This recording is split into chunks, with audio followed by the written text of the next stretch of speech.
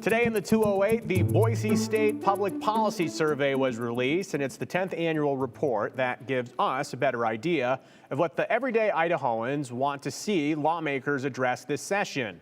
Boise State asked that of 1,000 Idahoans in 42 of 44 counties in the state, this year excluding Clark and Cluster County from the sample. And although most priorities do remain consistent, a big surprise, a change in optimism. For the first time since 2018, Idahoans at large think the state is heading in the right direction. Keep in mind, the survey was taken the Saturday after the general election, so November 9th to the 14th. And it indicates Idaho was happy with the results. Aspen Shumpert learned more about what the people of the Gem State want. We're wrapping up week 2 of this year's legislative session with a better idea of what Idahoans want addressed.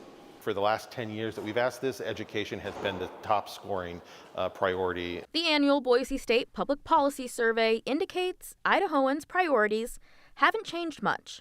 I think Idahoans have shown over time that education issues are just the number one thing that they want to see get done. For some, that means increased pay for teachers.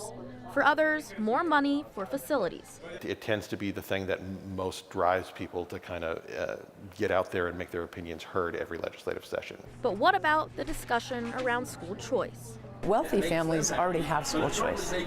They, regardless of their address, regardless of what their public school is or isn't offering, they can afford to send their child to another option.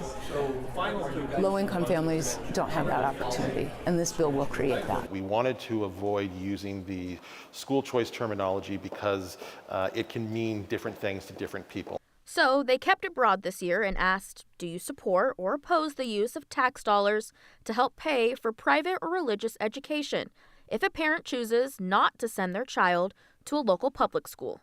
Generally what we found is that 53% of Idahoans said that they would oppose such a policy. Last year, more people supported using public money for private school tuition, but not if they knew it would take money away from public schools. Another consistent concern in the Gem State, healthcare. This year, more people saw it as a more important issue than housing. Healthcare retook the number 3 spot this year. It had been behind housing up till now, but it did see some movement up this year. The majority also believe access to healthcare is more difficult these days. But what about access to healthcare for pregnant women? We continue to have the most severe and extreme abortion ban in the country. Once again, most Idahoans believe Idaho's near total ban needs to be changed. See that we tended to cross majority threshold among Idahoans who favor abortion access through at least the first trimester, and then in terms of exceptions, we hit majority support where exceptions are expanded to include the health of the mother and non-viable pregnancies. A response very similar to last year's results that showed the majority also wanted changes, seeing most support for giving an exception to the first trimester. For the most part, BSU researchers say issues that the public want to see addressed align with what we've seen in previous years. More of those priorities include tax relief. And Joe, when asked where they would like to see that tax relief, most of the majority responded property tax. So that's where they indicated wanting some of that release. Again, 2 weeks into the session, still a lot more conversations around public policy. And I know the House Speaker Mike Moyle, who has a lot of influence down at the State House, says they want to cut taxes, property taxes, income taxes, sales taxes, all taxes. So that would align with the value of Idahoans. But when you get into the social issues this session, it'll be interesting to circle back at the end of the year. Totally. All right, Aspen Shumpert, we will be back.